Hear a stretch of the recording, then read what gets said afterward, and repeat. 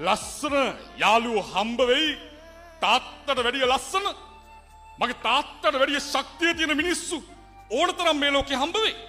හැබැයි මගේ තාත්තා වගේ මේ ජීවිතේ දුන්න කෙනෙක් කවදාවත් හම්බ වෙන්නේ නැහැ. කවදාවත් හම්බ වෙන්නේ නැහැ පුතේ. මොකද මේ ළඟදී එක තාත්තා කෙනෙක් කම්කරු තාත්තා කෙනෙක් එයා වැඩ ඉවර කළා ගෙදර යන්න හදනකොට එයාගේ ආයතන ප්‍රධානියා කියනවා ඔයා හෙට ඔයාට තියෙන උත්සවයේ ආයතනයේ තියෙන උත්සවයේ ඔයාට තෑග්ගක් තියෙනවා හෙට. ඔය තෑග්ග ගන්න එනකොට ඔය කැඩිච්ච සෙරප්පු දෙක නම් දාගෙන ඉන්න එපා කියලා එයාට රුපියල් 1500ක් දෙනවා. මේ 1500 අරන් ගිහිල්ලා හොඳ සෙරප්පු දෙකක් අරන් එන්න කියලා. ඒ තාත්තා මෙයාට දෙනවා. මේ තාත්තා ගෙදර ගිහිල්ලා පහුවෙන්දා නැවත එනවා උත්සවයට. අර උත්සවේ වැඩත් ඔක්කොම ඉවර කළා. මේ තාත්තට අර උත්සවයේ අවසානට තියෙන තෑග්ග ගන්න.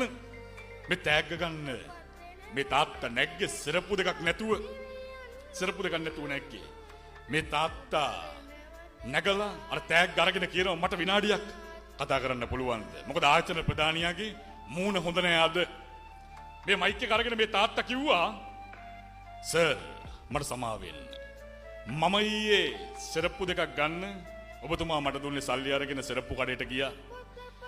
මට සෙරප්පු දෙකක් ගන්න මතක් වෙනකොට මට මතකයි මගේ පුතා මට කිව්වා මාස දෙකකට විතර කලින් තාත්තේ මගේ සෙරප්පු දෙක කැඩිලා කියලා. සර් මම මගේ පුතාට ඒ සල්ලි වලින් සෙරප්පු දෙක අරන් ගියා. සර් අද මගේ කැඩිච්ච සෙරප්පු දෙක මම ස්ටේජ් එක ළඟ බිම ගලවලා මම සර් සෙරප්පු දෙකක් නැතුව අද ස්ටේජ් එකට නැග යන්නේ ඒකයි. මොකද පුතා ගොඩක් සතුටු වුණා. හිතන්න පුතෙක් වෙනුවෙන් තාත්තා කෙනෙක් එහෙම හිතනකොට පුතෙක් කොහොමද නරක යාළුවා